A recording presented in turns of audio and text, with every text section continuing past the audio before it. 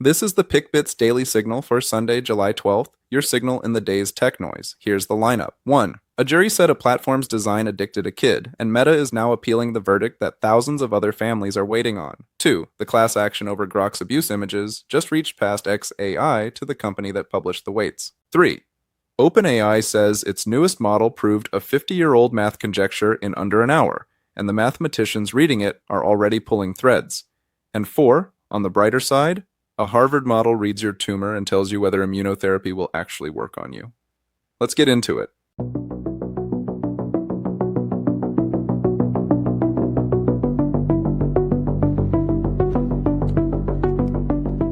This is the PickBits Daily Signal. Story 1.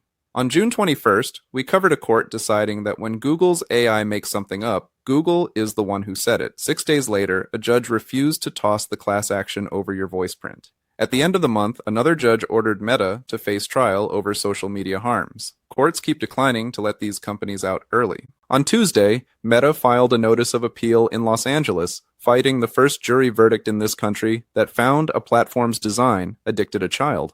The jury blamed Meta and YouTube both and put the number at roughly $6 million.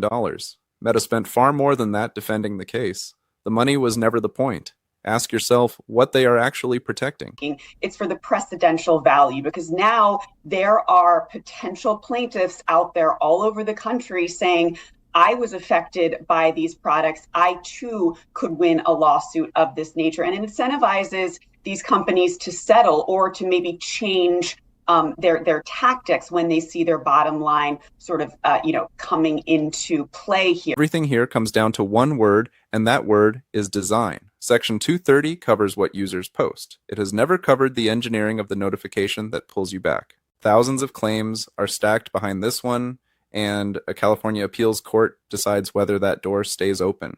If you own retention experiments where you work, pull those logs this week and read them the way a jury would. Follow this one because we will carry it. Story 2. This one is grim. Stay with me. On June 6th, we covered a British MP taking XAI to the High Court over Grok deepfakes of her. In May, we showed you a tool called Heretic stripping the safety layer off an open model in under 10 minutes, and we told you what came out the other side. This week, those two threads landed in one federal case. A class action that started in March with 3 women is now 5, and this week it added Stability AI. The lead allegation is that a woman's stepfather took a single photo of her from when she was about 11, fed it to Grok, and generated roughly 7,000 sexual images of her, which he traded with other predators. Police told her he picked Grok because it was less restrictive than everything else he had tried. Then there is the systemic part. Providers are required by law to report this material to the National Tip Line. The complaint says XAI filed, but stripped its reports of the user and IP data that police actually need. And by early this year, the center found that 90% of them were useless. And this is not the first time we have seen Grok do this. The mother of one of Musk's own children went public after it generated sexual images of her, and she asked it to stop. I did, multiple times. Grok said, I confirm that you don't consent. I will no longer produce these images. And then it continued to produce more and more images and more explicit images. The whole case rests on one idea, that none of this was an accident. These capabilities are choices, and an engineer can switch them off. The claim against Stability reaches further back, into the training set, and into the decision to ship the weights with the safety layer removed. That is the question the open model world has been dodging for 2 years, and it is now in front of a judge. If your kids' photos are public anywhere, use the Take It Down service tonight and lock those accounts down, because the input to this is one ordinary photo.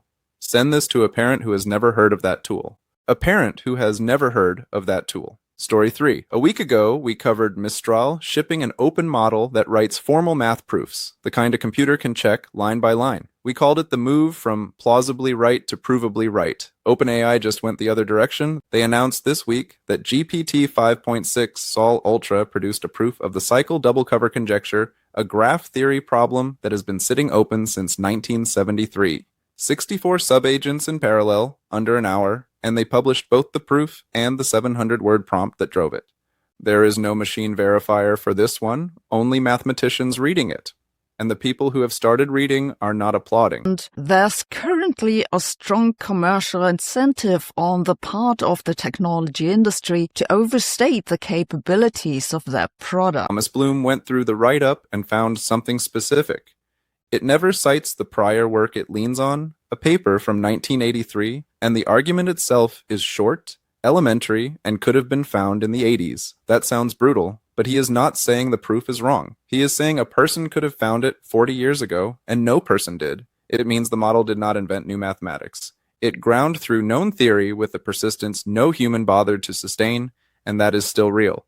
It is just not what the headline sold you. Follow this one, and do not call it settled until the specialists do.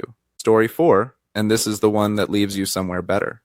We have spent weeks on AI that finds disease, the stool screen that flags bowel cancer, the retina scan a 17-year-old built, yesterday, Anthropic funding the search for new drugs. Here is the gap none of that closes. We already have immunotherapy.